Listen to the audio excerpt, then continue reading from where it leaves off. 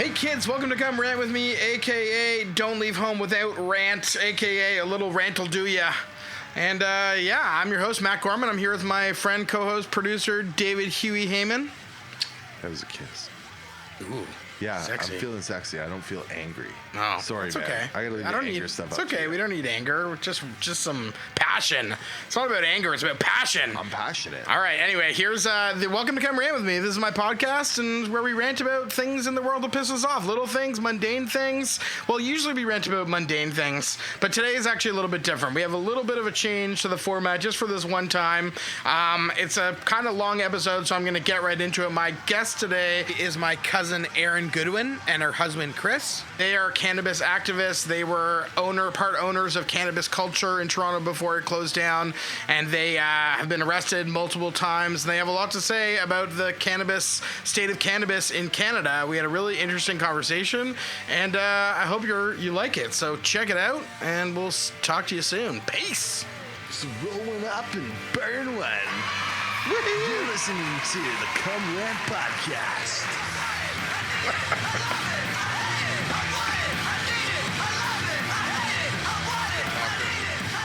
Cool. Well, thanks for coming down. Erin and Chris, tell us in one sentence who you are and what you do. I'm a cannabis activist. I most recently was arrested working with cannabis culture. That's 3 times this year arrested for cannabis culture, and I'm in court almost every month for that. Nice. My name is Chris Goodwin. I'm also a cannabis activist. I started Up and Smoke in Hamilton and Vapor Central here in Toronto. I organize 420 Toronto every April the 20th at Yonge and Dundas Square. And recently I've been helping open cannabis culture franchises and getting arrested doing so. Yeah, and you've been arrested how many times? Have you lost count? I've been arrested 15 times in my life. Spent about 11 months in jail. Wow. Over 5 convictions. Yeah. That's crazy. So anyway, today's show is going to be a little bit different than most because usually we try to keep it light and not anything too like political and just talk about mundane shit. But this is important shit that I want to talk about, and it's important to me, and I know it's important to you guys, and you have stuff to say about it. So I figured I have this platform that however many people listen to, whoever's listening, thanks for listening. And I wanted to chat. But before we get into like the more serious shit, let's do the regular old questions that I ask people just to like set the tone and have some fun. So you guys, there's 2 of you, so you can each give your own answers. Peanut butter, smooth or crunchy? Crunchy. Crunchy. Yeah, nice. Definitive. Everyone's crunchy. I never imagined. I feel like a little child. Yeah, you're wrong. You're just dead wrong. Chicken wings, wingies or drummies? The flats, not Wingies? Yeah, wings.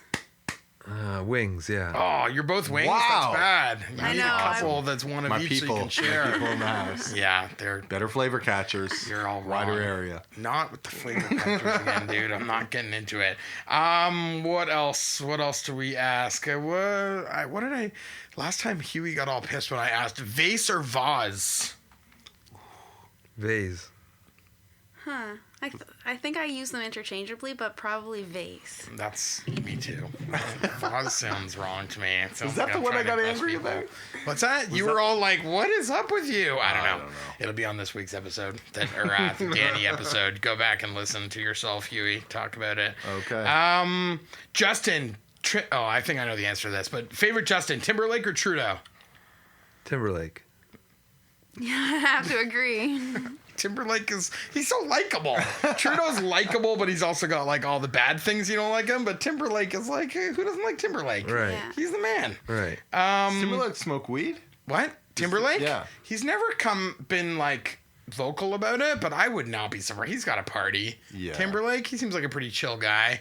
I feel like he is. Yeah, but he's also like a clean Mickey Mouse everyone Club does guy. something. I don't know. He doesn't feel like a hard drug guy. Brittany definitely smokes weed. They probably all do some sort of drugs, so I imagine he's just Not a everyone fucking- does drugs, man. Oh, Some yeah. people, yeah. Who doesn't? Our kids don't do drugs. Yeah. Yeah, not Yeah. yet. Yeah. You'd be surprised with actors, they tend not to. Yeah. Like even like Tommy Chong said on the set of the '70s show that none of the actors at the time smoked weed. It was all the production crew, the guy holding the mic, the guy Everyone holding the cameraman, It's crazy. but none of the actors. Really? It's a strange phenomenon. Well, I guess as an actor, you wouldn't want to be like affecting your performance. You Not want to be everyone's- focused and also be able to like be like free and whatever. But like while they're working, they might not smoke weed. But that doesn't mean they don't like cut loose on the weekend. Most people drink, and I get pissed off when people like normalize drinking. It's like this normal thing everyone does, but weed is this like weird fucking. That's a whole other thing we'll get into. You're a pothead if you smoke weed, but if you drink every day, then you're just like a normal person. But anyway, But I bet you Trudeau and Timberlake are both like weekend people. Oh, Like, yeah. You'd never see them high in public. No. But I prefer like a Seth Rogen who will get high in any time of day, Yeah. any movie, any scene, Yeah. probably. And he like promotes it. He's like turned on. There was this whole thing with Kevin Smith. Like he introduced Kevin Smith to weed, and Kevin Smith hadn't smoked weed since like high school. And then they were working on a movie together. I don't remember which one. And Kevin Smith, like Seth Rogen introduced him to smoking weed in the edit room. And Kevin Smith was like, from now on, I'm only editing high on weed because it changes everything and it makes everything so much funnier and makes it easier to like watch the same shit over and over. But anyway, weed, man. Coupon or coupon? Coupon. Coupon. God damn it, Huey. I know. We gotta get a count. We need a we're chalkboard hicks. up We're on the hicks. wall, because we're wrong. We're wrong. That's fine. I don't know why. Window or aisle on a plane? Window. Yeah. Window girl. Me too. Aisle. Yeah, you like aisle? Oh, I need perfect to like couple. stretch my knees. Everyone says that, but there's no extra leg space in the aisle. But you can like I can How long till you can fly though somewhere? Okay, are you a flight? They have our passports right now. Damn, but you can fly within Canada still then, No, we're theoretically. confined oh, no. to Ontario. Oh, really? our current bail conditions, yeah. Oh, really? I know a That's guy only who very knows a recent. guy. We'll talk after. I got a few planes. Okay, a couple more, and then we can start talking for real. Aaron might be too young for this, but Beachcombers or Littlest Hobo? Littlest Hobo. Yeah. I watched that growing up. Oh, it's a great show. I'm too young. Too young? You never were into either of those? No. Trying Well, to I've think heard other of them. classic. I'm with you. I Canadian never TV. watched either of them. No? Little House on the Prairie. Polka Dot Door or Mr. Dress Up? Those are both Canadian staples, too. Oh, that's a tough one. That is a Yeah, I tough watched one. I'm both. gonna go with Polka Dot Door. Yeah? I'm Mr. Dress Up. I think I'm Mr. Dress Up too. I've never actually thought about it before. There was that whole controversy. Wasn't he accused of like hiding coke inside one of his dolls when he was traveling? And like I think that was like an urban legend in the 80s that he like sewed up like a brick of coke into Casey the puppet and tried to cross the border with him or something. But That's that makes me amazing. think he was cool. I like to believe that's true. Yeah, totally. Mr. Dress Up, that guy. That guy's badass. I like them both, but I was sided on the fact that there's like a theme costume of Tokaru. The Tokaru's cool. Is there? So we know someone who dresses. And wasn't he like also the guy who played I don't know. Does he Tokaru. like leave and then like come back and be like, I miss Tokaru? Does he like do the whole thing, or does he? A He little probably doesn't bit. care. I'd That'd be be chewing awesome. edibles all day if I was poker. If you got high enough, you could like confuse yourself to be like, did I see him? I don't know. That's Snuffleupagus as yeah. well, yeah. Snuffleupagus. There's a P in there. Really? Snuffleupagus. That's a question you need to start asking. No, that's a thing. I don't know. Snuffleupagus? No, think there's a it's P. the- Snuffleupagus. Pardon me? What? Snuffleupagus. Snuffleupagus. That's what I said. Google. What is Snuffleupagus? I thought it's Snuffleupagus. Well, that's a whole philosophical question. Mr. Snuffleupagus, a fictional character on. There's a P in there, buddy. From their according to perspective. Google and Wikipedia. Is this the Mandela effect happening? What else we got? Beach or pool? Pool. Yeah. Pool. Yeah, you both dig the pool. They both have their good qualities and bad qualities. I like the beach. I like the ocean, the smell. I don't know, but I do like Seaweed is drinking. the I do best. like sitting at the bar in the pool drinking. That's the one thing you got going for you. The Flintstones or the Jetsons? Flintstones. Yeah. Jetsons. Oh yeah. Nice. Got some controversy. I feel like Flintstones has a lot bigger catalog. Jetsons, I feel like, was only like a season or two, where Flintstones went on for a long time. I don't know. had spin-offs and commercials. No, not spin-off. I mean, the actual show Gruesome itself. Well, they also made modern movies of it, so it like brought it back. Yeah, but those were terrible. John Goodman, Rick Better porn Moranis. spin-offs. Oh, that was so good. The first one? I don't know. I feel like the second one was obviously actually better. The second one was Viva Rock Vegas, and that had one of the Baldwin brothers in it. Danny Baldwin. Yeah, as Barney, but I feel like it actually was better. I don't know. Maybe I'm just talking shit. Piercings or tattoos? Tattoos. Yeah, you like the permanency, or just the ability to be more artistic with your shit? I don't know. I guess I like them both, but then tattoos are more expressive, and Yeah. then once they heal, they're like permanent. Yeah. Piercings can sometimes cause issues. I was Yeah. always in like wrestling growing up, and piercings are bad for Yeah. Oh, for totally. having that kind of sport. Yeah. Tattoos I wish I could have a tattoo. I can't dedicate myself enough to. I got a whole something. sleeve of like weed and Oh, do you? Even your you have arm. I have a bunch tattoos. too. I'm the only one here with no tattoos. I do I've know never my arms, felt so I can connected chop enough. them off after I die. I was gonna get my son's name or my kids' names and birthdays somewhere, but that just seems kind of cheesy. I've just never had does. anything that I was He like. has his kids' names on his back.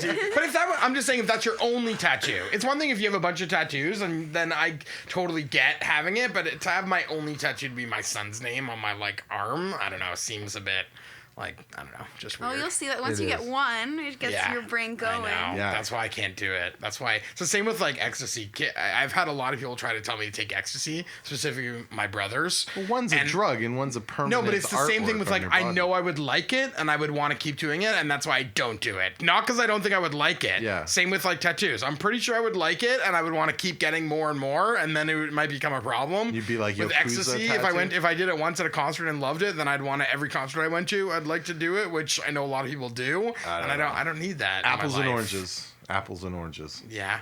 Okay, Aaron, Chris, apples or oranges? Apples, all the way. apples. Oh yeah. You don't like the peeling process? I Or- don't like orange. Like I don't like Citrus orange is juice. kind of. And I have a tattoo of an apple.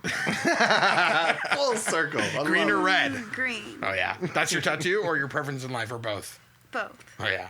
Yeah, I don't like the reds. I don't know. I feel like in your brain apples are red, but I don't like the reds. Huey seems intrigued by the apple tattoo. Well, I'm yeah. Not I- Apple the brand, right? It's like an apple. Oh, that- the tattoo. Yeah, That it's was a- my question. Was that your question? Yeah. Is it the apple? Yeah, it's like, an apple. It's a not green apple apple. brand. It's a green apple with like They're a bite. blackberry I was people. worried. There's no way they're getting like an apple. There's no No. way she's getting an apple tattoo. Like the brand apple. Not worried. You're like my weed hero, and like if you had an apple tattoo, like Because we're both Android guys no. and Yeah. PC guys, so fuck Apple. Hashtag fuck Apple. it'd be off-brand.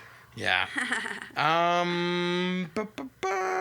Let's see. Malt or white vinegar? White. Oh man, I don't like vinegar. Oh, okay. That's cool. I'm with You him. can go that way. Yeah, you don't like vinegar. I've heard the story before. Hey, man. Okay. Go back. I know New it's York not or about LA? me. Well, although you can't go to either right New now. York. I'm in New York. Yeah, New York. But yeah, me too. LA's its own thing.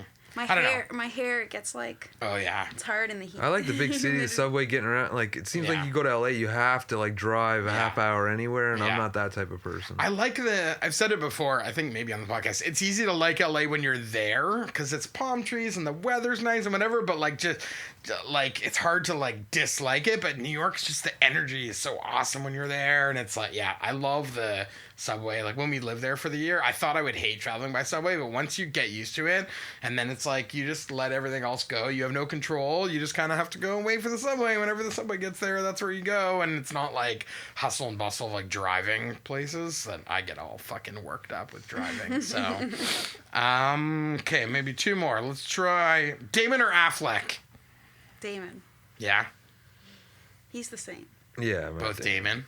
Yeah. Damon makes some shitty movies, but in life, I feel like he's a good guy. I could see. But I being think Ben cool. Affleck makes worse movies and is a worse actor. He's a worse actor. Damon makes some good movies, but then he makes like We Bought a Zoo, and you're just like, why? And I get it because Cameron Money. Crowe. No, Cameron Crowe directed it, so I feel like you might have been like That's Cameron right. Crowe. He's smart, and I like his movies, so I'll make a movie with him. But that was a terrible movie. Cameron Crowe's got to get paid too. Yeah, but Damon, I think would be cool to like you could hang out with him. Where Affleck seems like pretty full of himself. Anyway, I'm just totally making shit up about people I've never met and will never know, but that's the deal. When you have your own podcast, you can say whatever the fuck you want, right, Huey? You have 2 podcasts. You get to say whatever you want on. No, this is your podcast. Yeah, man. but you're here. I'm here. Yeah. I'll always be here. Well, I need a good one to end on. Listen to the Music Supercast. What? Yeah. What? I have to listen to Hey, this you were week's- shouted out big time this I haven't week. listened yet. I Big will. time. Mad respect for your Ed's Record World days. Oh, nice. Cool. And the movie section that you curated.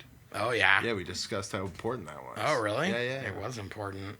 Remember when they used to have video stores and there were staff picks? Absolutely, Great, dude. right? It's that kind of curation that's Now important. you go online and you fucking skim through for a year. Of Now like it's an what you wanna algorithm watch. based on what you've watched, which Yeah. isn't as helpful. I'd rather have a guy like you. Yeah. And actually, that's what I'd rather pay more money to go to a weed store because I like the Yeah. curation. Me too. I like that. Okay, whole last one. process. Sativa or we'll indica? Get into that. Indica.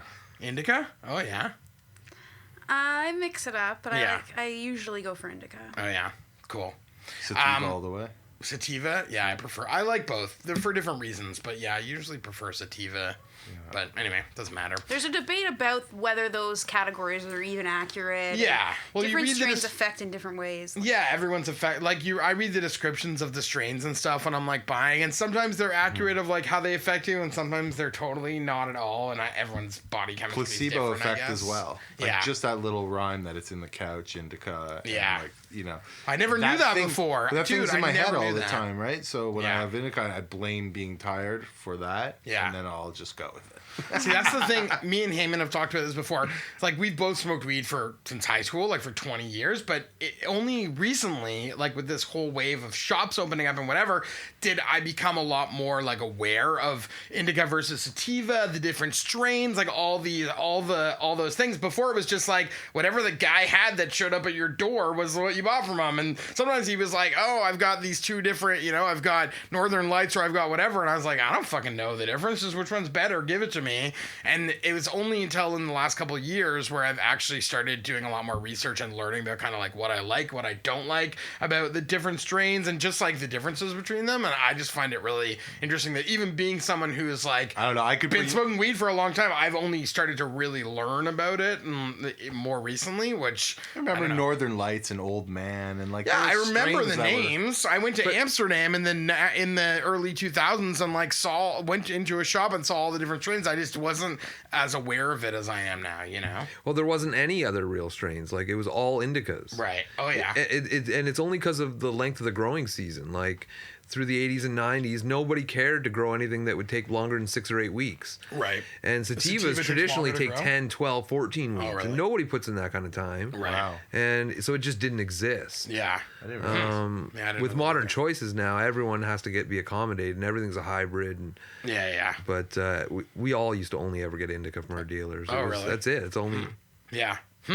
And it's only been the last year or so in Toronto that dispensaries have opened and people are seeing menus and options. Yeah. The medical dispensaries have been around, but to the Right. general public, Yeah.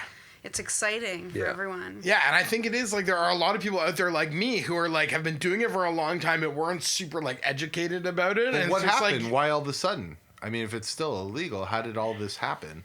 How come all of a sudden I have this awesome Well, that's choice? one of the reasons we're on the podcast. Yeah, that's yeah. a big historical question. Like, it's civil disobedience goes back a long way, and Mark Emery started doing something special in the early 90s. He in the late 80s he left Canada.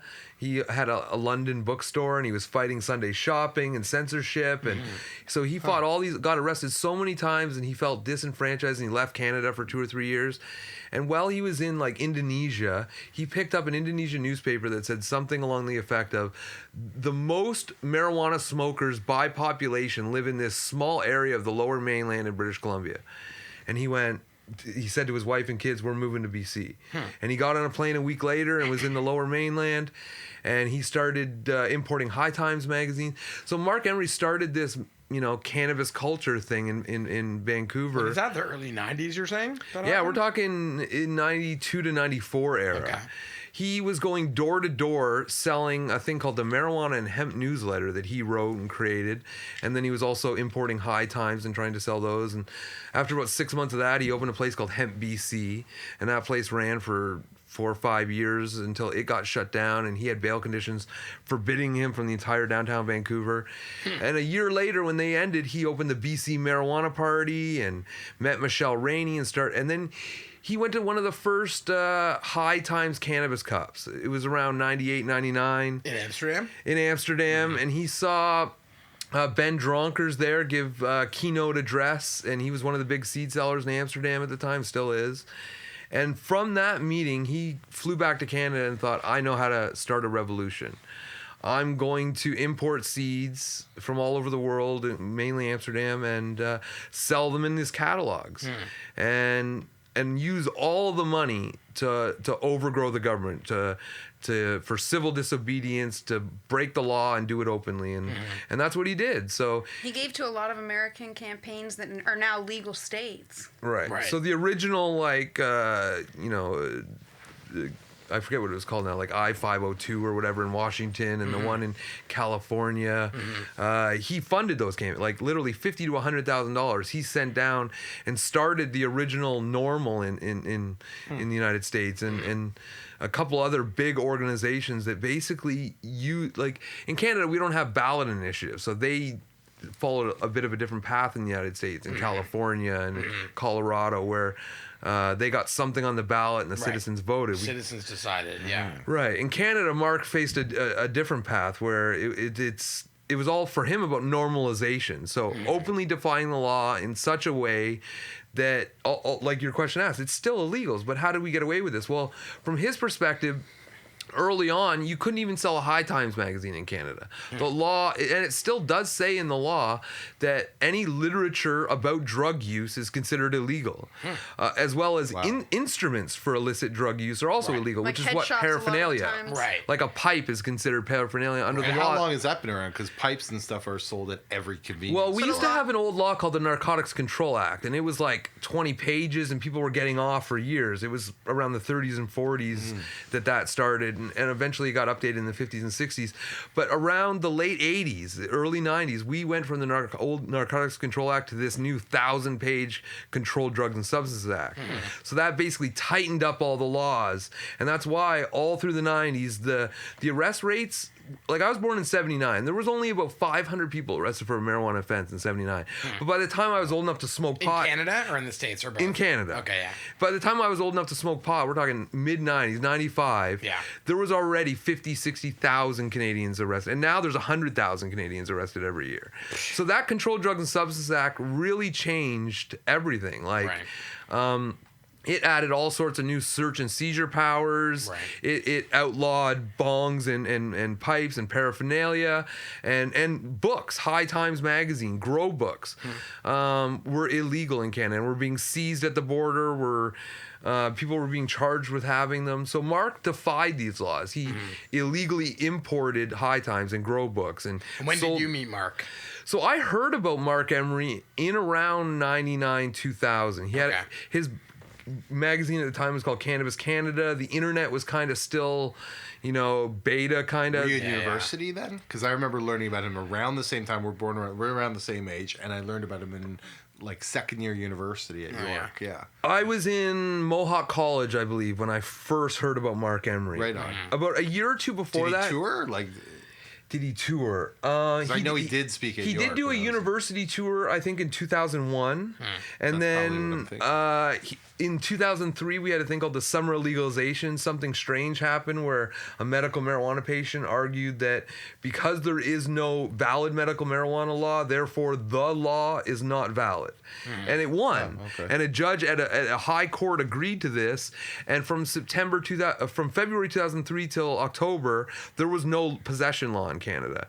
Like 40-something thousand cases got thrown out. People were still being charged with possession. But so Mark Emery went on a cross-Canada tour smoking in front of every police station he could. So he went province to province and city to city and about 30 cities across Canada.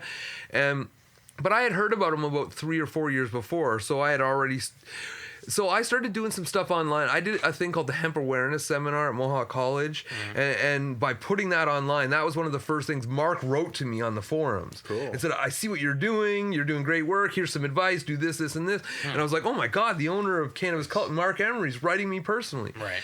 And so a few years we built a friendship, and then so I did my first 420 smoke out. He said, stop doing these intellectual talks about hemp and about medicine, and all that's true, but you're not getting a big enough audience. Right. And that's actually one of the questions I had, which is that I was trying to get on CHML News in Hamilton. I was trying to get in the Hamilton Spectator. I was trying to get anybody to listen to me, and nobody was really By watering down the message. Well- Or not watering it down, but excluding. Well, not being in your face about it, like smoking a joint in front of a police station. Yeah, That'll get yeah. some attention, whether even if it's just getting you arrested or whatever. Well, doing I mean, something sort a of bit masquerading it as all for medical purposes. Well, even masquerading as intellectual. I was a part of the NDP at the time. Sure. The MP for Hamilton Mountain, Chris Charlton, agreed to come to some talk I did. I did some pretty cool stuff, but not many people. One of my big things is that I rented a 200-seat theater and at the Hemp Awareness, and 30 people showed up. But the Spectator was there. I got a little blurb in the paper, a small one at best. And the MP was there, and we did it again 6 months later at the Hamilton Public Library, and again a dozen people showed up. Right. It was the next year, April 20th, and around that same time period, Mark convinced me to stop doing this type of activism and start doing civil disobedience, openly break the law. And it's not about breaking the law as the ends. The ends are that you'll build a repertoire. You'll finally get your message out there. You'll finally get dialogue, and you'll normalize something that seems taboo right now, where a year after you do it, it'll become normal. It'll seem normal. And so that's what I did. Me and 6 friends got arrested. But the big thing that changed my life is that I showed up at Gore Park in downtown Hamilton, and I thought no one was going to show up. I thought, I went around and put up posters for a month saying I was going to, smoke marijuana in downtown Hamilton. And I get there, and there are film crews. There are police cars. People are asking, who's the organizer of this event? And I only got there about 20 minutes early. And we get set up. I have a flag. I give my presentation to the media, and I light up a joint, and cops come over, grab me, Mr. Goodwin, you're under arrest for cannabis possession, take me away. And friends of mine start lighting up joints, and people grab me and hug power. There's a thing that David Malcolm Levine recommends. It never worked. They just dragged us. They've had it work rugby in move? BC. They've had it work, and I've had it work in the past. where Hug enough power, people yeah. hug and can get someone unarrested. Oh yeah. Wow. If it's and you for- have to hug the person, not the cop. Right. Right. Just to get this clear for podcast listeners. Do not hug the police officer. Right, and you don't use violence against their violence. If they try and drag you off, you hold on, right? But 6 of us ended up getting arrested that day, and the next year I did it again. I ended up not even getting convicted for that. That arrest got dismissed. And then I did 420 the next year, and this time 500 people showed up. It lasted 4 or 5 hours. Oh, wow. Nobody got arrested. Cops watched from the outskirts, only came to talk to me about safety, that people don't go onto the street. Right. So is it a gray area? When I look at that stuff, I'm like, oh, these people are playing in a gray area, and the cops turn blind. Or is it black and white illegal? Oh, it's black and white illegal. Okay. But there have been some of the compassion clubs or dispensaries, medical dispensaries you'd call them, have won in court that they have the right to distribute. Right. But the dispensaries that are open Public now smoking and are distribution all, are 2 different things, though. But the dispensaries and compassion clubs, all around the city that open, including Cannabis Culture, which is now closed, but those all were basically because of Trudeau announcing that they were going to legalize weed, right? That was No, what Aaron's talking about is that 15 years ago, Yeah. there's 1 or 2 cases in Right. Victoria and Vancouver, and 1 or Yeah. 2 here in Toronto that have been here for 15 years. They Right. still exist. The Toronto Compassion Center. Right. In Vancouver, it's the Vancouver Island Compassion Society. Right. And the people that run both of those, Hillary Black in Victoria and some of the people here in Toronto, have a long-standing tradition. They got raided 15 years ago, had court challenges that won, that legalized their existence. Right. As long as they do it under these very strict guidelines that the doctor signs specifically for, paperwork for that compassion club, that it's run as nobody owns it. It's owned by the patients. It's non for profit. It's registered as a a charity in that way. So. Even though they were rated 15 years ago, they've been allowed to exist for the last 15 years because it's very hard to join. It's not a profit motive. Right. There's been a whole bunch of things. So it's a necessity. So there've been a handful in Toronto over the last decade, but in Vancouver it's been growing and flourishing. They've actually started to license in their city, so there's actual licensed dispensaries in Vancouver. So I guess there's always been some kind of competition between the activists in Toronto and Vancouver back and forth that we want to do it as big, we think our city deserves it, even more so than Vancouver with our population. But it seemed to me that more recently, once Trudeau announced that they were planning on legalizing it at some point in the future, at that point he hadn't set a date or anything like that, that at that point people jumped on it, and from what I could tell, all of a sudden shops started opening up all over the city that I had never seen before. I wasn't aware of the Compassion Club before that, which I'm sure if I had done enough research, that's what helped create the explosion for sure.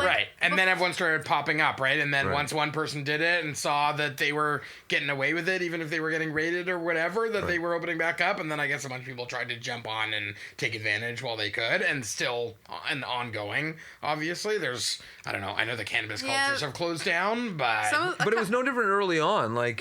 Going back to a little bit to where I was at, it was...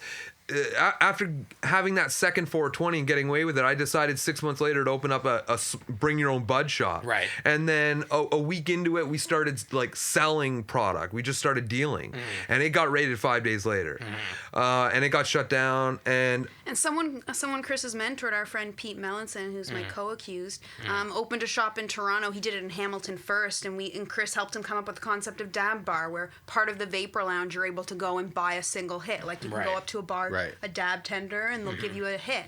Right. And so that got very popular in Hamilton, and he moved it to Toronto, and from that he expanded just having a recreational dispensary. It was at Broadview Danforth, and it was crazy popular for 3 months in the summer last year until he got raided. Right. So that was even before Trudeau got elected. That's awesome. That is the one place where someone might have been in the middle of a hit when they got raided. The Dab Bar. Right.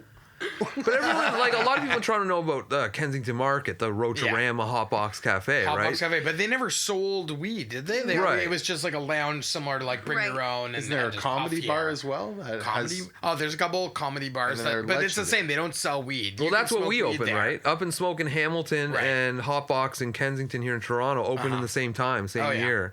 So after I got raided a year later, I opened Up and Smoke. Abby opened the Hotbox, and that was all still these lounges started opening all across Canada too. So around from 2003 to 2008, Vapor Central opened, and then Village Vapor Lounge, and all these vapor lounges and bring your own bud shops. And some of them sell edibles at first, or tried to get away with that. Kindred Cafe was raided in the end of 2008 for selling their milkshakes. Oh, really? And Vapor Central used to sell brownies a lot, and stopped at that after Kindred was raided. Oh, yeah. So vapor lounges used to be on that risky area where the staff were in jeopardy of being arrested, and now that's been normalized and accepted socially.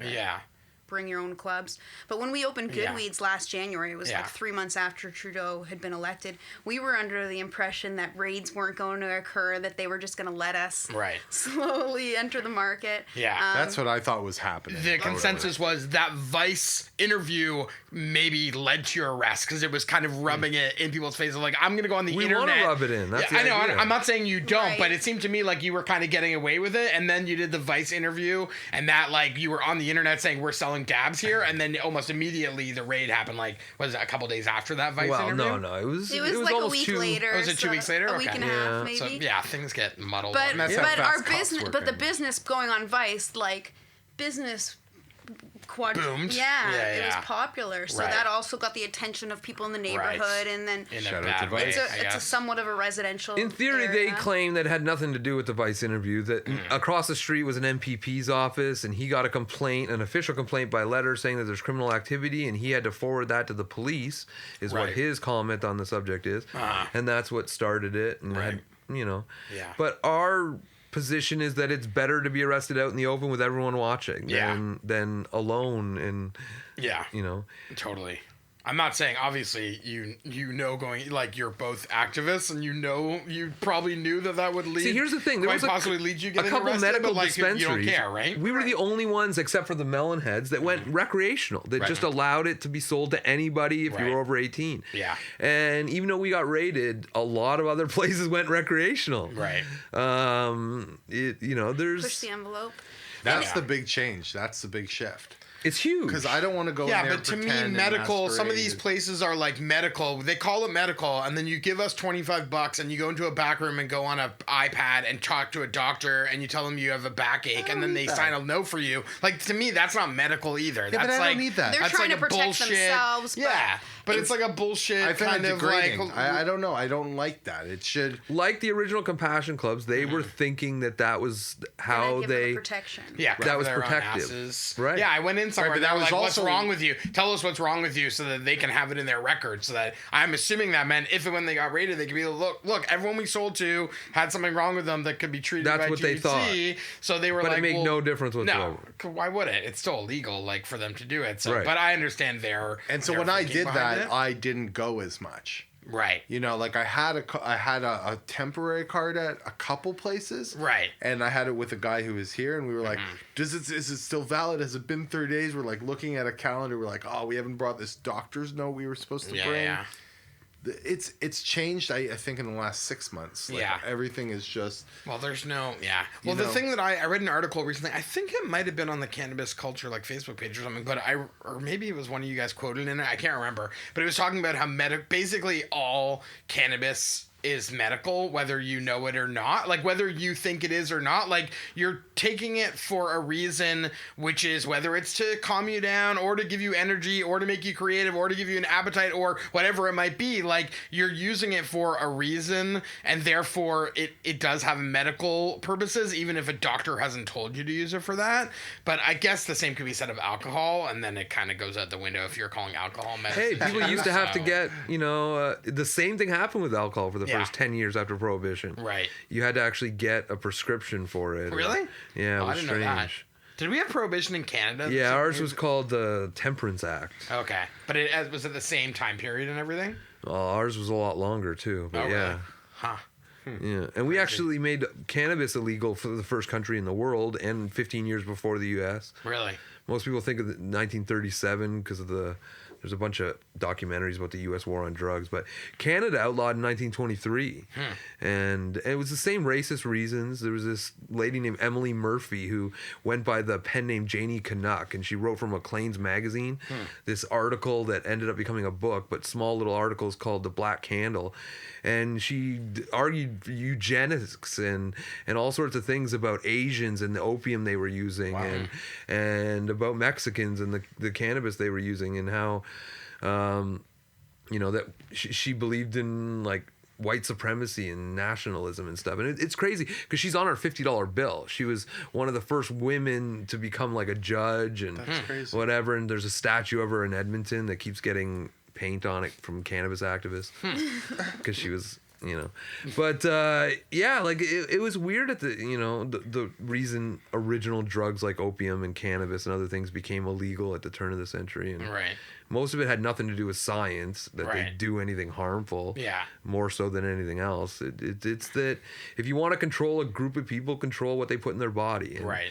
and we use these certain type of drugs like tobacco and alcohol, but they over there use these other kinds of drugs that we're Right. not familiar with, like opium right. and cannabis, and it's all weird and it makes you feel weird, different than what we feel when we use our drugs. So Right. The best is, I saw an American politician recently basically arguing for opioids, like basically saying there's no reason to smoke weed because anything that weed can do you can get from opioids. And there's like this giant like controversy of like people, this huge, the most addictive thing the thing that most Americans are addicted to, like the more Americans are addicted to opioids than any cigarettes or alcohol. I saw that in a study They're somewhere. addicted That could to be sugar. bullshit. That's a big problem. But it's like, That'll kill them faster than anything. what, sugar? Yeah. No, but opioids are addictive. Sugar's not addictive. Like you get on the yeah? Oxy. oh, yes, it is. Oh, What's fuck that? yeah. Sugar? I'm getting Sure. off sugar right now. That's what I'm saying. But Because sugar- I feel the effects. Yeah. I For guess real, it can man. give you diabetes, and that could lead to bad things. I thought I had diabetes for a weekend. I did. Turns out it's brain cancer.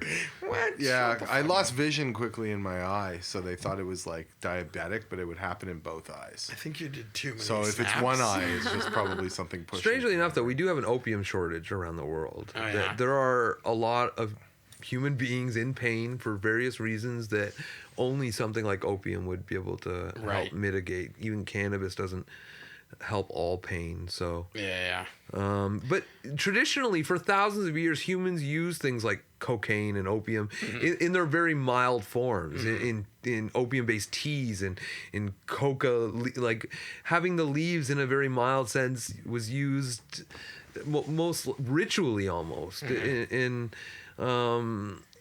modern day, like the way we purify it down to heroin and cocaine. It's all based on prohibition. That wouldn't exist outside of prohibiting it. Right. Even modern day shatter and all that kind of stuff. Like there'd almost be no reason for it had they not gone so hard on cannabis. There would have been no reason to Figure out a way. breed it for the super high THC and then Yeah. and make super high Absolutely. concentrates. I still think eventually it probably would have come around to that, because if only Stoners are the because most creative stoners people. like to invent ways to Yes. do shit, like buckets, like whoever Yeah. made who made up buckets. Buckets were the best. Yeah, buckets are amazing, but it's like that's like a super low thought Dean tech made version of buckets. like coming up with shatter. The person who thought like, hey, I wonder what would happen if we fucking come, like someone who's actually a scientist and understood the chemical breakdown of shit that Right. was like, if we do this and then remove this chemical, it'll create this. I don't invented know. goldfish buckets. With goldfish Yeah, in there? yeah. And what happens to the goldfish? They die. Well, I don't know. No. They lived because then we put it in the beer bong and swallowed it. Do you remember buckets in high school? Oh my god. Yeah. I had some parties with some serious buckets happening in my bathroom. Yeah. Hope my mom's Can we shout out people? No, we can't shout out. Shout out my mom's bathtub in Thornhill. Okay, so let's talk about the current state of things. What do you guys think of the laws that were recently, or I know right now it's basically like it was pretty broad and it was like we're going to let provinces make a lot of the decisions, but main thoughts on kind of what the Liberal government announced. Their recommendations, Yeah. I think they're favorable. A lot of people are nitpicking certain things about the plant limit or the driving under the influence. Yeah. So people are getting upset about those minor things. I'm just excited for the legalization, and then Right. we all knew that it was going to be a provincial thing that each province going to have to make up. Yeah. And even it might even get municipal and stuff. Like, Oh, really? it's hard to say. Well, yeah, certain cities might say we don't want cannabis bars in our town. Right. They might not be able to stop the weed store because Right. that's actually one of the benefits. Before this all started, a bunch of prominent activists like Dana Larson and others were saying that our federalist type system would mean that if they do move, like in British Columbia where he's from, there are something like 800, I don't know how many, but it's like the CBC, right? It's normally, as much as I'm a capitalist, normally you wouldn't invest in a place that like radio signals or anything else wouldn't make money. Right. But the government does. The government's going to put a liquor store up in North whatever, even though 50 people live there. They Right. have to. Yeah. They mix it though with a convenience store and the whatever, and Right. they don't work. They make an exemption for the law for that. But it exists up there. They pay for it, even if it loses money. So that actually is the benefit of cannabis being kind of taken over by the government. That it'll go everywhere now. It has to. Yeah. And most modern cities, though, going along to my analogy, is that have like 1,000 liquor licenses. Right. Even though there's only 8 beer stores in town, right? Yeah, But yeah. all the bars can still buy beer from the beer Right. store. Yeah. So the same thing's going to happen with cannabis. There might be 8 weed stores in your city, but your city might also allow 1,000 vapor lounges. Right. That can also sell smaller amounts of some sort. Something like the way they do right now with 6-packs at the liquor store. Or Right. So Yeah, that's weird because there is that. I think even in Colorado, they don't I guess I don't know if they have lounges. Like, I haven't been, but my brother went last year to Denver, and he basically told me it's like they have shops similar to what we have had here, like jars on counters with bud in them, like as opposed to in California where it's like really branded. It's like a supermarket. You walk in, everything has barcodes on it, and it's all branded. That Colorado is more like here, a jar, bunch of different jars with a bunch of strains in it, and they weigh it out on a scale for you. But they don't have anywhere to smoke it. It's still illegal to smoke it in public in Colorado. Right. So you have to go home to your house and smoke it. But what if your house doesn't allow smoking? Right. You know, what if you live in a shared apartment and you can't smoke? So there's all still these like how do you figure that shit out? I kind of think that provincial governments will set an initial strategy, whatever it ends up being. I'm sure Ontario's going to fuck us worse than other provinces would, and then change it over time. Like, it's not going to be like, this is the law and it's like this forever. It's going to be like, here's the law we're putting in now. Then a couple years down the road, it'll be like, okay, well, maybe we should expand it, or I don't know. Then again, I have no fucking idea. I'm just kind of talking out of my ass of what I think might happen, but I feel like the government is going to fuck us one way or the other. Oh, they are. You know? Yeah. If they go We're not going to like it either. If they go with the LCBO model, like, that's the thing too. It's like, is it gonna change? Are these vapor lounge or, you know, like independent shops gonna disappear if they go with an LCBO model and it's all run by the government and only a limited number of stores places can sell it? Are places still gonna exist like that are gray? AKA, are we living in a beautiful time right now? That's like this weird little pocket. I kind of feel like this last year has been this like weird, all these shops are open all over the place, and sometimes they shut down for a week and then they're back open again, but there's something when they're open, they're kind of awesome, and the people that work there are awesome. If it turns into LCBO government employees, they're all going to be fucking assholes. I love the gray area right now. Yeah, I know. Yeah, I'm pretty sure 2 cannabis culture old locations are reopened. Oh, yeah? The Lakeshore in Etobicoke one, and then the Queen West one is also operating. Oh, yeah. It says they've got new owners and new name and everything, but as far as I know, they're open and operating every day. Right. But I don't like the gray area right now. No. I don't think that's ideal. You guys suffer from that. Right. I don't think of it as suffering. Suffer from that. But it's to my own self-advantage benefit to do what I do. But like, I've been a repeal activist, so I only care about the injustice. That if the injustice ends and we stop arresting 100,000 Canadians a year for these offenses, then whatever regulations they make, as long as they aren't an injustice, as long as they are just in line with every other way we get fucked by the government, then I'll be okay with that. I don't think there'll be anything to fight if it's reasonable enough. It's going to make such a difference in terms of the stigma and what we talked about earlier with like how alcohol is so socially acceptable. Yeah, and, like, our culture just wants to not feel that shame and judgment for other people. And I think it will, like, I think 10 years from now, we'll look back at, like, everything before now and how absurd it is that, like, the way people talk about pot smokers and potheads or whatever, when it's like, when it's just a normal thing. Like, even, like, we're at the cottage, right? We have a cottage on the same beach as Erin's family, and like, people were walking around drinking beer, people were hanging out, like, drinking beer, having wine, but if someone wants to go smoke a joint, they like go around the back of the cottage or out on the dock where there's no one around. Maybe not you guys, but we've been warned. But I'm saying, like, at our cottage where there's like kids and like people wandering around, and it's like this stigma thing of like, okay, we're gonna go out for a boat ride and we'll be back in 10 minutes, because it's like people are ashamed to smoke a joint or even hit a vape pen. Our kids, what if our kids find out we smoke weed? And it's like so there's a lot of stigma. It's still illegal, and you can face harsh punishment. And I want to have children with Chris, and I'm only a stepmother right now, but we've talked about, like, it'll make a big difference once legalization happens. Like, children's services have come after him and his ex over his activism, and and we get people reaching out to us all the time that are like upset that they can't be more open and honest and active because of their situation. A lot of people that break up with like, they have an ex and a child together, like their ex uses it a lot of the them. time. That happens to people. Oh yeah, my wife would kill me for all my shit. She does the same shit as you, though. Yeah, but you can't call her out.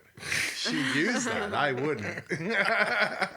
For the cause, I'd hold back. Yeah, the stigma thing drives me a little bit crazy, and I just wait for the day where it can go away at least a little. Just the concept of like potheads. People use this word potheads as if it's like it just Derogatory. narrows everyone down into this like where you imagine this like stoner dude sitting on his couch wearing a tie-dye t-shirt and whatever, when it's like, how many people do I know that are doctors and lawyers and every range of like the fucking writers and actors and, you know, anyone that just smoke weed? They don't necessarily do it all day long, every day, but like the same way that someone else might drink alcohol once a day or a couple times a day or when they're hanging out with friends, but that like puts this label on you of being a pothead. But based on the stoner thing you were saying too, Yeah. like I think even like Tommy Chong and Cheech Marin have both apologized, saying, you know, they did the cannabis community a disservice by showing the stoner as being that lazy hippie, and they don't care though. They'll still do it again over and over. It's for laughs. They're comedians. Yeah. But at the same time,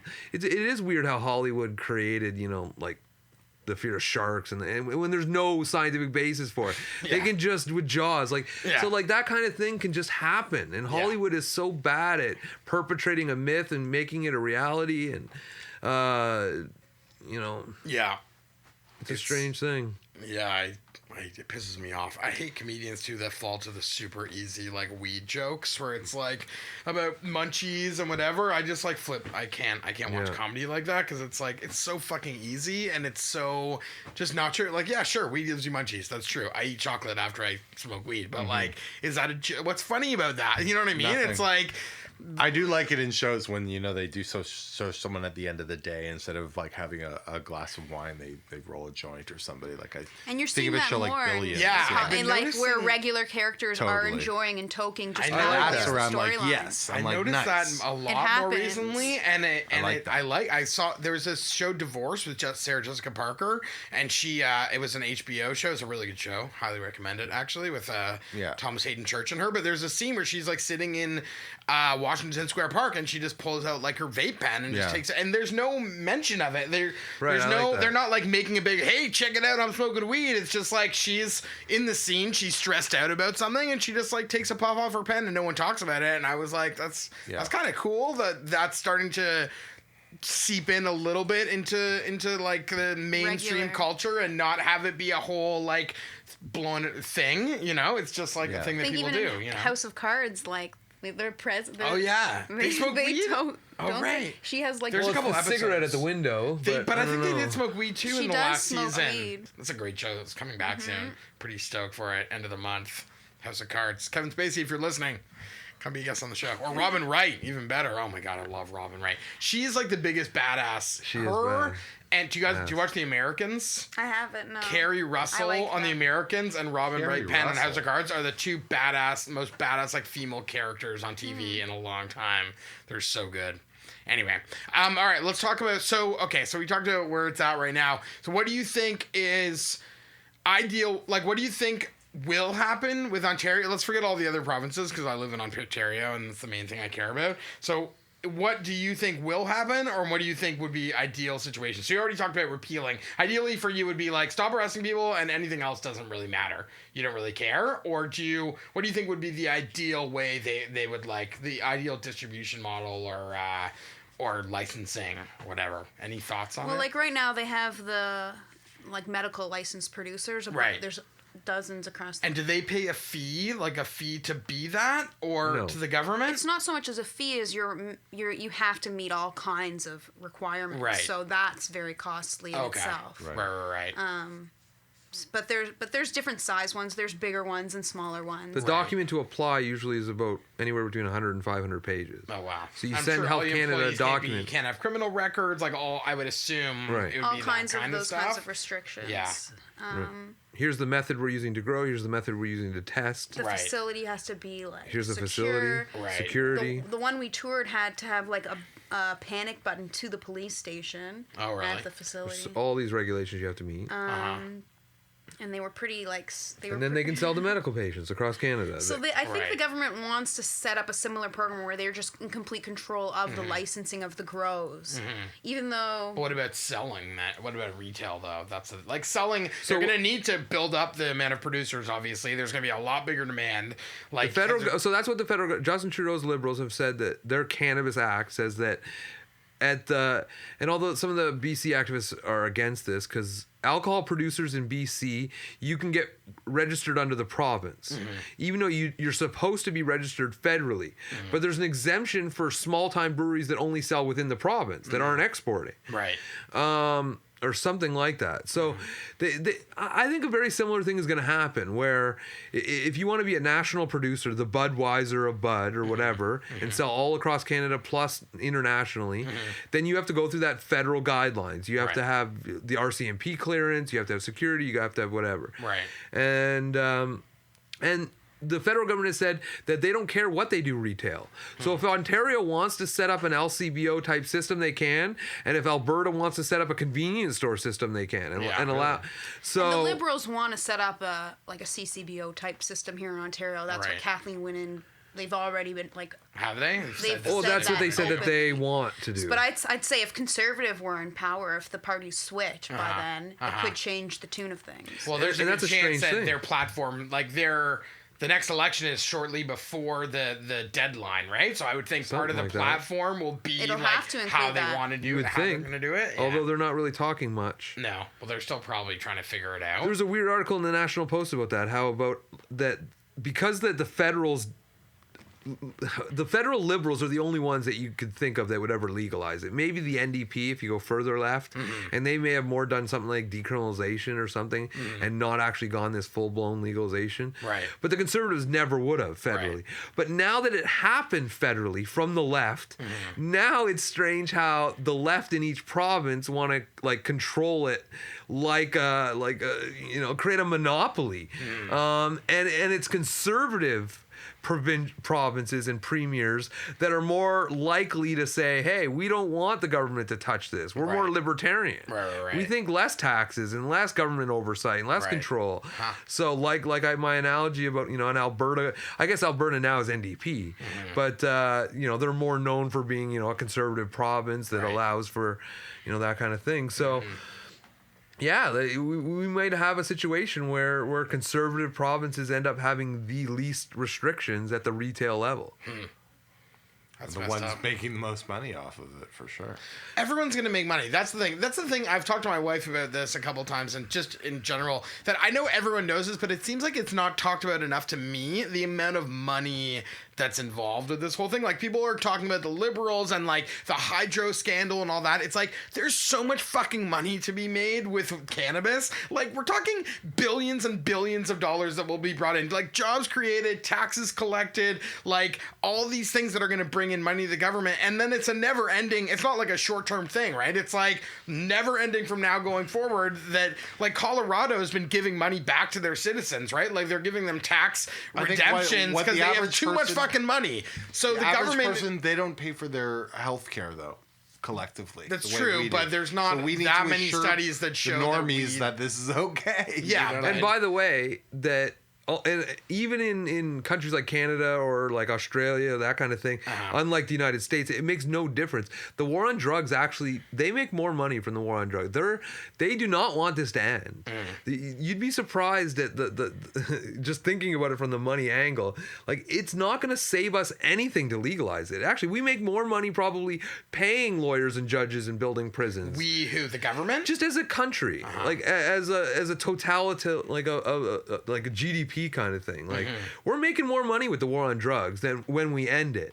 You think? Oh, I absolutely. think the amount of people that are gonna smoke weed. I was breaking it down in my head the other day of like a bare minimum of like, if 1% of the population smoked weed, and if they only spent $10 a week on weed, it's still like hundreds of millions of dollars a year. And that's like clearly way more percentage than that smoke weed, and clearly way more, like, most people spend way more than $10 a week on their weed consumption. And it's like, to me, that's like, it's so much money, and I just can't see how. That's why every time they have an election in the States and no one wants to talk about weed, it blows my mind. I'm like, they talk about the economy and how there's no money and how there's no jobs, and it's like, here's a new industry you can create that would create thousands of jobs and bring in billions of dollars in tax revenue.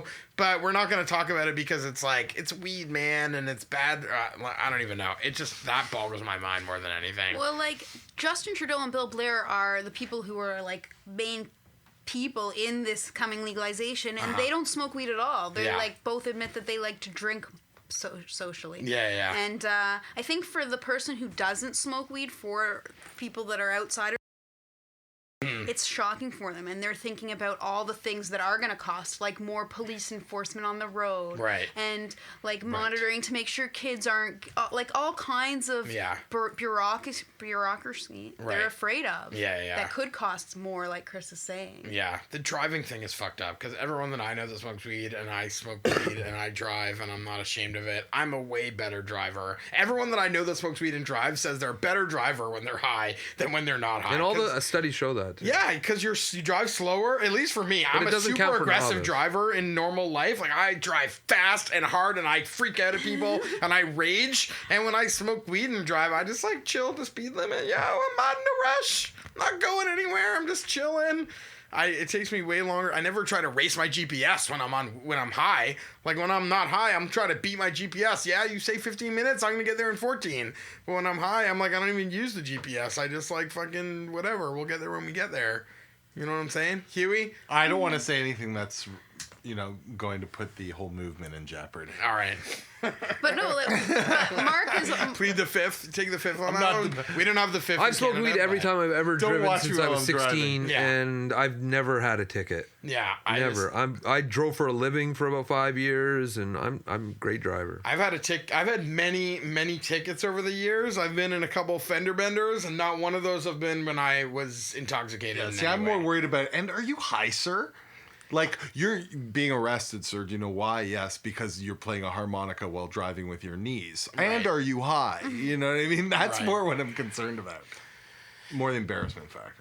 Yeah, I'm curious to see how they're going to try to enforce it, and the tests they're talking about bringing in that measure your blood, like the amount in your blood, even though everything I know says it stays in your blood for like a long time. So I don't know how they're going to be able to tell. And everyone's body's different, although I guess it's the same with alcohol, right? Everyone's body ingests it differently. So they just have to set a standard of like, this percentage is what we've decided is the impairment level. And But for us who smoke while we drive, Yeah. compared to someone who might just toke for the first time, it's Yeah. completely Oh, different. for sure, obviously. Yeah, you wouldn't want someone smoking weed for the first that doesn't know themselves at all. That's like I was talking about recently. I worked on this movie a couple of years ago, and all the main guys on set smoked weed all day and all night in the production office. They were just like chronic, all of them.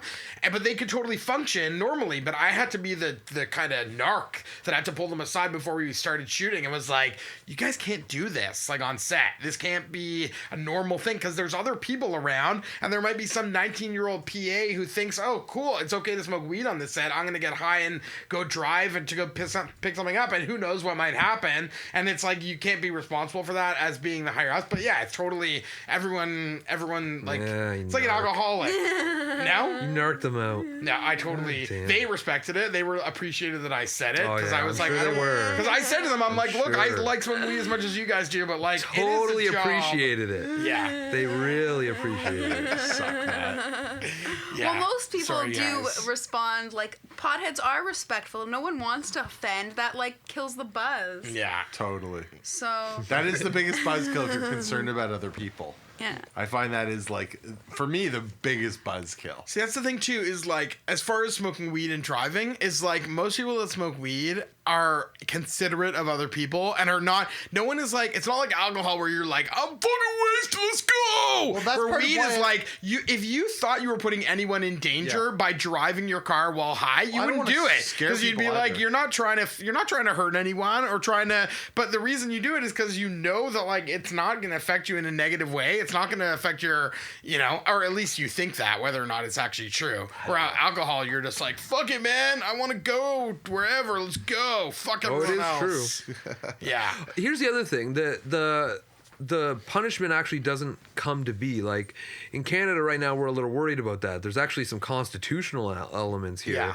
that I'm not in favor of. They kind of, I think that if I read it correctly, they were removing the onus of the cop to have probable or Right. something. Yeah. They make it lighter. Right, and they Yeah. made it lighter, so he Yeah. doesn't have to have probable cause anymore. Yeah. He can just do it based on whim, I guess. Yeah. Or I don't know what the legal definition is I for think that. they but changed the wording. They still have to some cause that I think they removed the word probable and made it like something less, something strict. less, right? Yeah. But in Washington, I think it was a better example than Colorado. There's actually a movie online called like Evergreen, The Road to Washington, and all the activists at the time, the build up to this law was coming, they were debating whether or not this nanogram limit for driving was a good idea, whether or not there's actually a thing about decriminalization where a lot of people were against it because it would actually increase search and seizure powers and it would increase arrests. Like cops can only arrest so many amount of people when they can only all the cop can do is let you go or arrest you. Right. So take you to jail or let you go.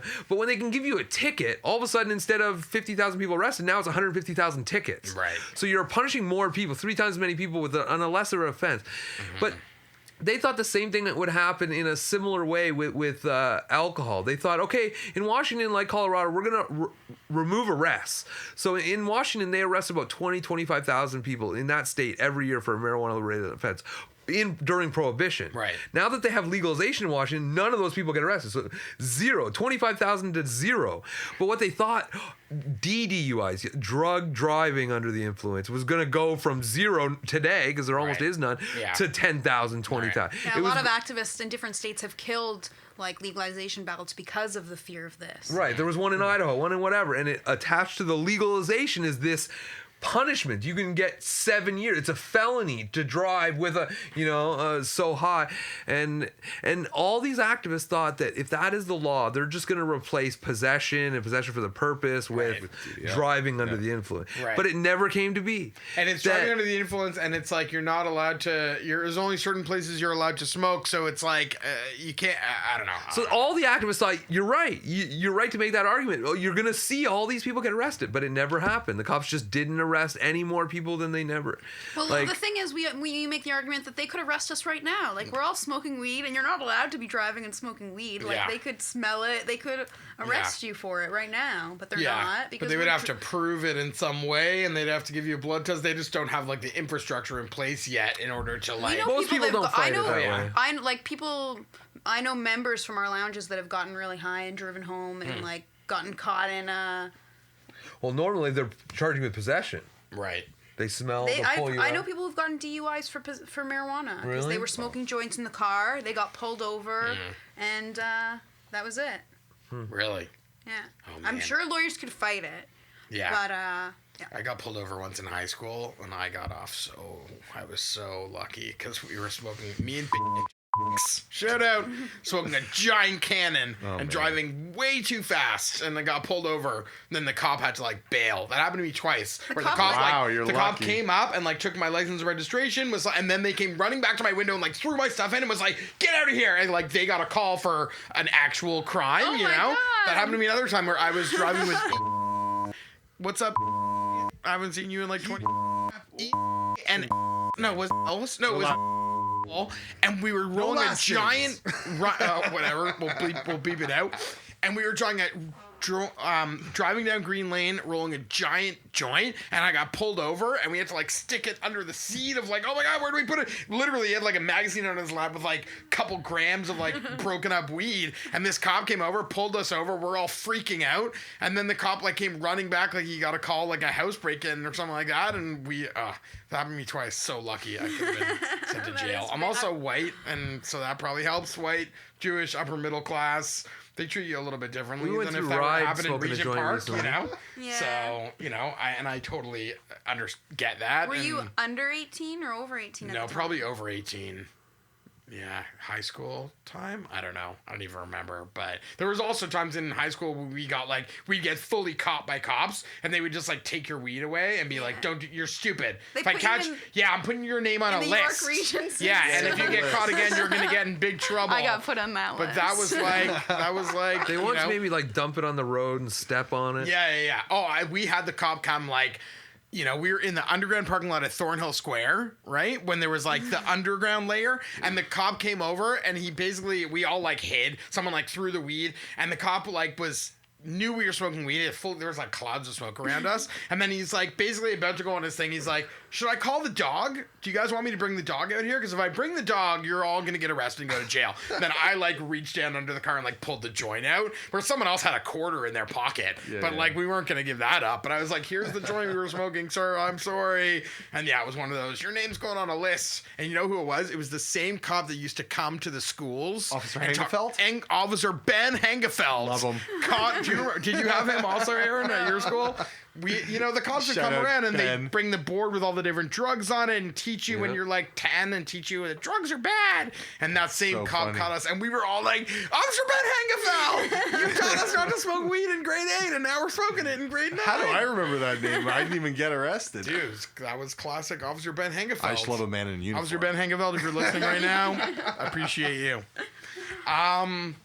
Cool. I don't know what else. So what are you guys up to now? You guys are just kind of waiting on court dates? You're not waiting for the legalization? Are you guys working on any ventures or Do anything? you have ankle like jewelry going on? No, nothing like that. We don't even. I just got off conditional sentence order, so good weeds. The raid. Like 2 Yeah. months later, I pled guilty. Oh, yeah. So they offered me a sweet deal where if I pled guilty to just one offense, they drop all the others and all of Aaron's. So I had no record after that. Oh, But yeah. I got sentenced to 12-month conditional sentence, like a probation, 12 months probation. Okay. And I had to see a probation officer like every other week and then whatever. And I just got off that like last week. Like the 12 months ended? Yeah, the 12 months ended, so he was that's good. supposed he was gonna get charged with a breach. Like we got arrested and Right. they were gonna breach 6 weeks him. before it ended. So he Oh, would have shit. had to serve the. They wanted me to serve those 6 weeks in jail.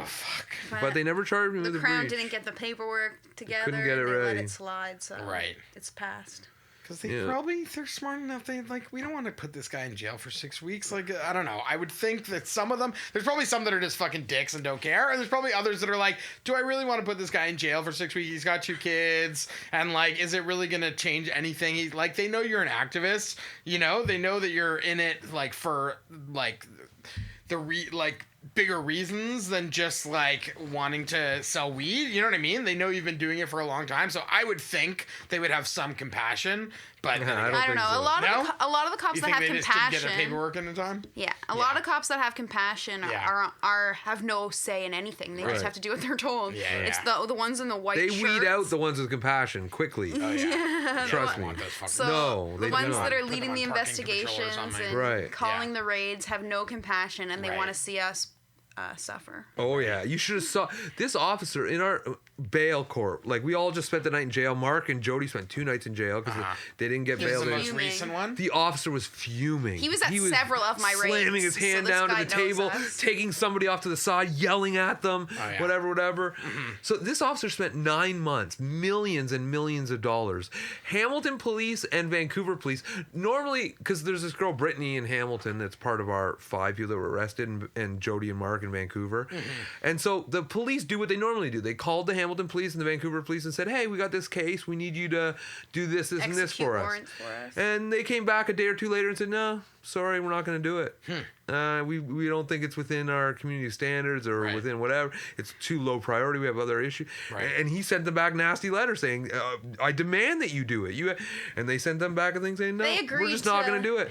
But if you come out, we'll supervise or Right. we'll, We'll whatever. assist, but We'll we're not gonna be involved. So these officers, Toronto officers, actually had to fly to Vancouver and or drive to Hamilton Right. and execute search warrants in other cities that they're. So. and that officer also told our building management that we weren't going to be able to come back to our. Oh, don't worry. apartment. Chris and Aaron are not Like, going to be able to come back. They wanted Mark, and they wanted us all living with our sureties, like not even going. They wanted $250,000 bail. They wanted us held without bail first, and if we got bail, it was $250,000, and we had to live with our sureties and a whole bunch of. Judge dropped it all. Like you don't. It's judge was much 30,000 more bail instead of lenient. 250, and Right. you don't have to live with your sureties and a whole bunch of other conditions. Just And for the $30,000, you don't have to pay it. It's only if you breach. So Right. your Yeah, parents, yeah. our parents all just have to sign their houses away. Right. Yeah. Don't And fuck what with- happened to all the young people that work there? All those So- cool people that work there. they still have charges right now. Well, at the Church Street location, I don't think they only charged 2 employees on like the final 3rd raid they did there. Mm-hmm. But the other Queen Street locations and King Street locations, some of those employees are still in ongoing that's a court bummer. dates every month. But like me with Goodwin, Is there a system when that the helps, owner or like, the other than manager giving a tip, you know? Is there It's like most of them are going to get some aid? released. Yeah. Oh, okay. Like a lot of them are. Every month they're getting peace bonds and stuff, but most of it they want the owner or the company to take some responsibility Right. for that to be absolved. And if So- it's a corporation, how does that take form? a corporation can be guilty of a criminal offense. Really? Yeah, and therefore be punished for that criminal offense. where they have to pay a fine and then they're restricted Could be for on the probation. next years of Okay. they're not allowed to expand or do anything. You can't put a corporation in jail like a human, Right. but you can give it conditions saying you can't expand, your license is, whatever. So I think one of them, Canawide, I'm not sure, one of them I heard in court one day that they took the corporation took the guilt and their employees got off and then they weren't allowed to operate in Ontario anymore. Right, that's one of the conditions. So I think they're like a lot of these are BC companies that are just cutting in here. loose. And are you guys concerned at all that because of your criminal records that you might not be able to like be sellers or be involved in like the once it is legal? Or get a job at a library. Worried. I've actually always thought the opposite, which is Yeah. that I knew from the day I got into this that It would be it's not meant for me.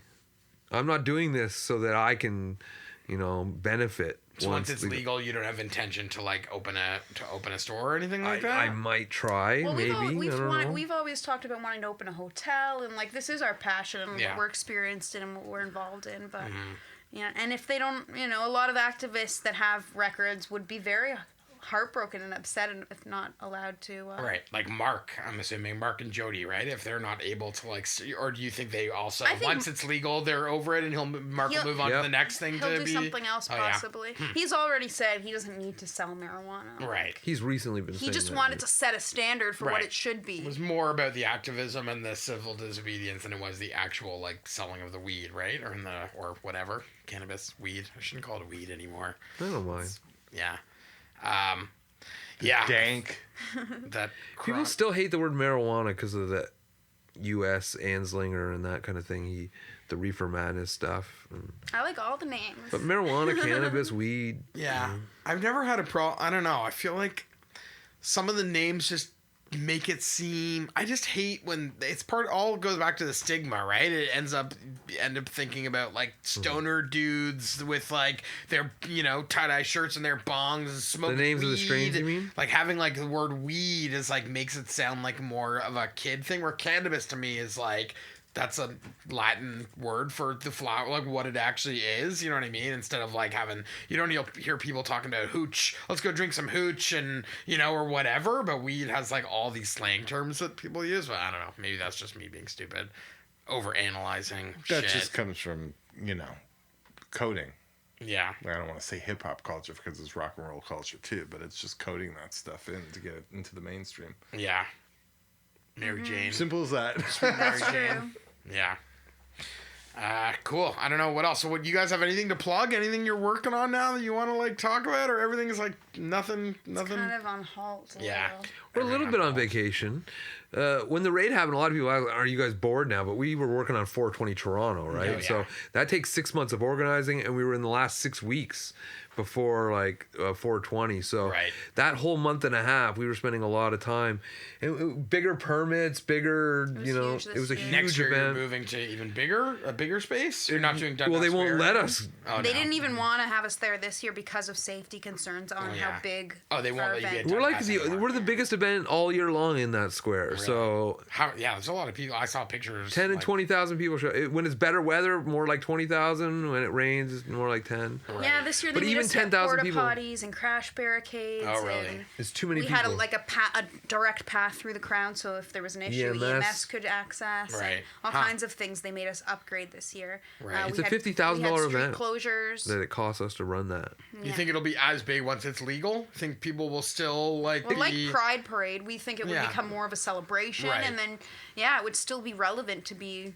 right? And I didn't know there was still the marijuana march. I saw the other day there was the marijuana march, but I kind of thought the 420 took over for. I didn't know there were still both. Like, I went to the marijuana march in 2000. I was in film school. I, like, made a little documentary about it for school. That was the first time I had ever heard of that. I don't know how long it was going on before that. Only a year. Oh, that was like one of the first years? Yeah. Yeah, it was. I still have Maybe that video 98, somewhere. maybe 99 were the Yeah. first.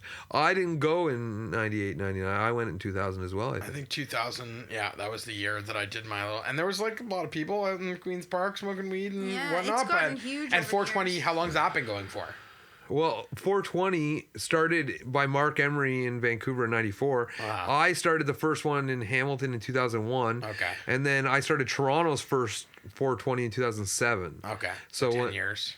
Yeah, it's been... Wow. This was the 11th year, technically. But wow. yeah. And we started doing vendors. How many years ago was that? I don't know, halfway, about 5-6 years ago. Hmm. Yeah. So This is such an important, big thing, right? But there are only a small handful of people that are brave enough, like you guys, to go out and do what you do. But what can, like, if you're to leave sort of the average Ontarian with a message, a guy like me, who's pretty passive, is busy with other things, but is so, their heart's in the right place. You know what I mean? Is there anything we can do without having to do too much? You know what I mean? Well, Like, see, here's the thing. I think normalization. I is a normally huge recommend civil disobedience. If there's something in your life that you feel that there's an injustice or a wrong, that the best way I feel in almost every area is peaceful, open. So we're civil talking the disobedience. same thing. I just said normalization, but generally that's basically like, yeah, if I want to fucking Well, smoke I a think joint that's here, the I'm only. gonna.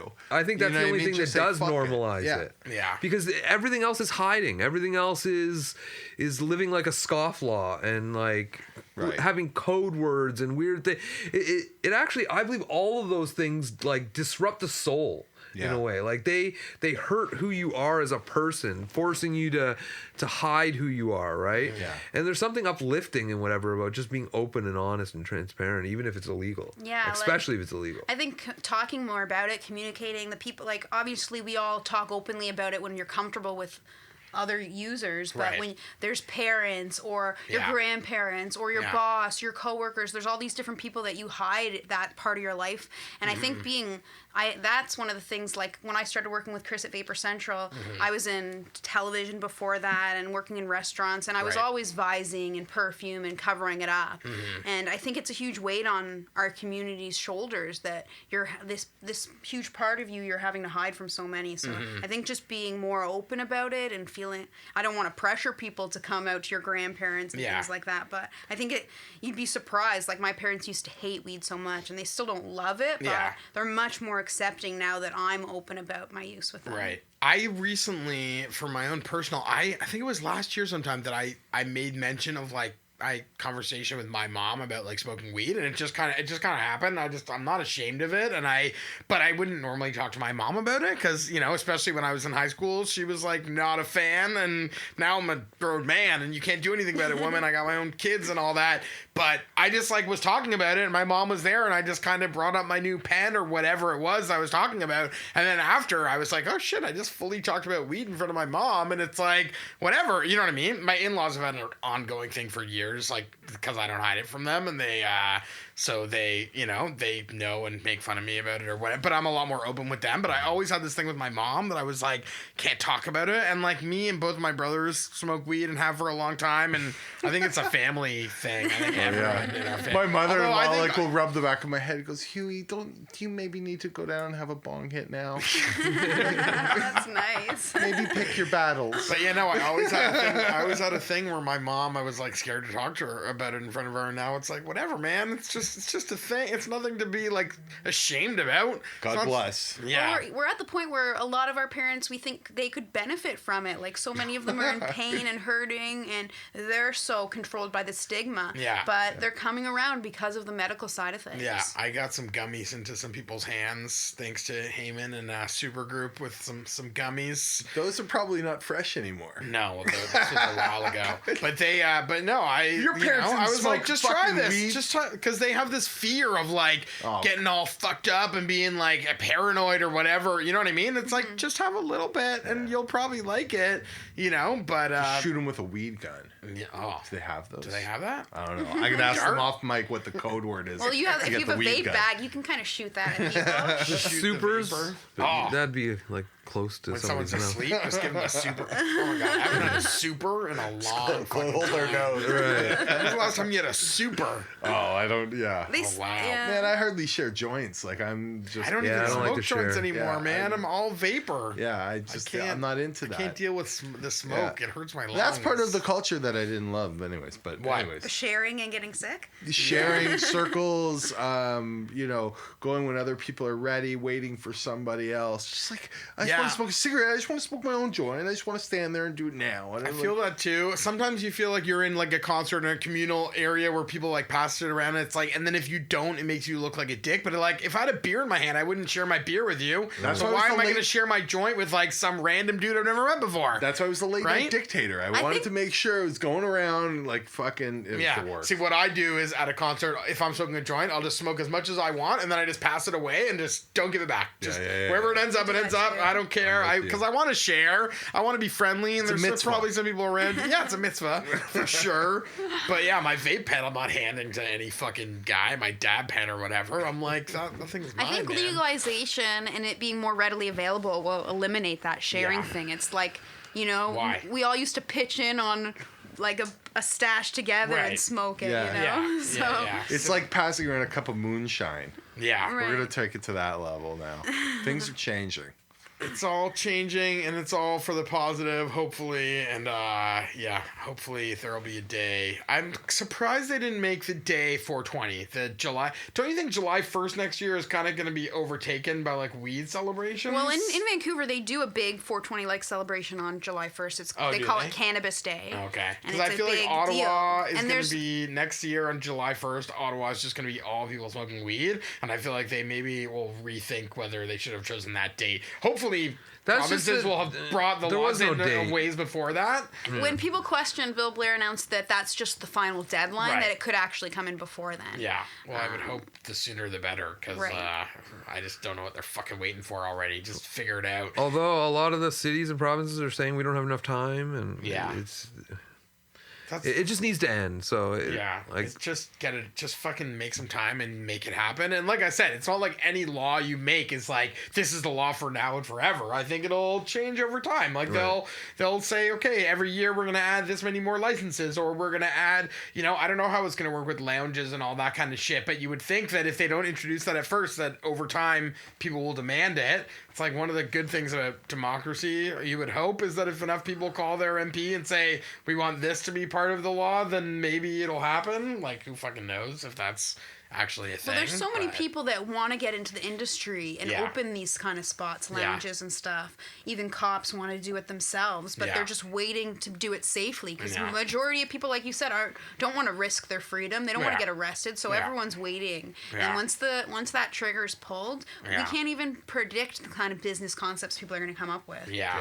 For years, people told us with the Vapor Lounge, like, oh, you should add pinball machines, you should add this, you should do game nights, you should, Yeah. like endless amounts of possibilities people Right. come up with, and we're like, you should open a lounge and do Yeah, that. there'll be theme like the same way now they have these like restaurants or bars that have like board games. Like Right. there'll be the same thing for weed lounges. There'll be the weed lounge with the comedy weed loungers. They already have a bunch of them. Most And then, of them like, have all of those things. Have the comedy, yeah. have the board games, because Yeah. we're trying to appease and Yeah. you but can't. you're right. It will get a lot more specific Right. into subcultures. I would and, think, right? I think you should end on a rant, though. I have one personally. Like, All right. weed culture, man. If you're going to get your shit together and go wide, you got to get your fonts together. You got to fucking step up your fucking design game. Branding? Oh, man. The font specifically. There's a big font issue in the weed community, and I'd like to address that on this podcast. And rant. Yeah, do you guys have anything in particular that's like pissing you off about what's happening right now, or anything that's gotten you worked up recently about the state of things? Yeah, one rant for everyone. We'll go around the room. I always rant. I'm just ranting constantly, so I don't need a specific rant now. It's like, I know. Tell me when to stop ranting. I hate when people post cryptic like Facebook messages about other people, and yeah. About weed or just in general? In our community especially, Oh, yeah. like where you start saying, oh, this person's meh, and then they don't list names and they just start bitching. I think people need to all You just want to know names. No. I just That's all you want to It's know. comforting I to know think the people weed shouldn't industry is be no different than bitching. any other industry. Right. That is true. Oh, this whole podcast might as well you just be bitch called privately bitching, to your so. friends and loved ones, like everyone else. No, Yeah. I Stop think this airing has been a it. positive. I think this has been the most positive podcast we've had. Yeah, well, this has been the only one that has any real meaning in the world. And that isn't just bullshit about like fucking people who parallel park poorly. That's or important to me, whatever. Matt. Yeah, but Chris, any thoughts? Anything? I guess I don't like the elitism in cannabis. Like, there's a strange thing. Some of the people that smoke shatter are more prone to it, but it'll happen even just with weed or hash or other things.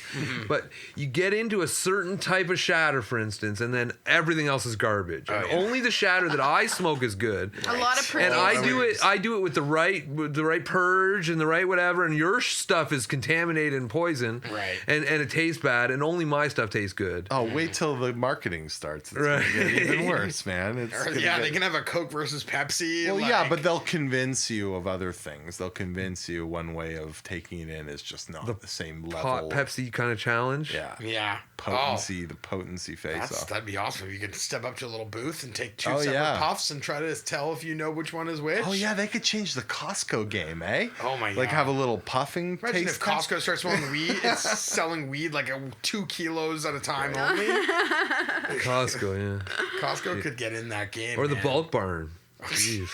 bulk barn. Bulk bar. They're Yeah, well, right that's for it. basically what the weed shops Got the are scales now, right? ready. Open up the thing and start using the scoop. There and you go. Oh, man, I used to have friends Oh. that worked at Bulk Barn that would hook me up. I just had the prettiest dream in my head. Oh, it smells so good to walk into those places. Yeah. Anyway, cool. Well, awesome. Thanks for coming in, guys, and talking. It's been fun. Thanks for having Yeah, us. this is awesome. Awesome.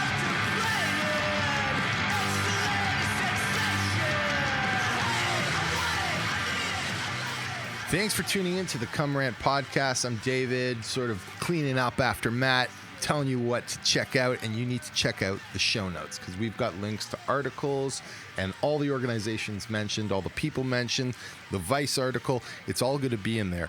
To follow us, please check us out on Facebook at Come Rant Podcast, on Twitter.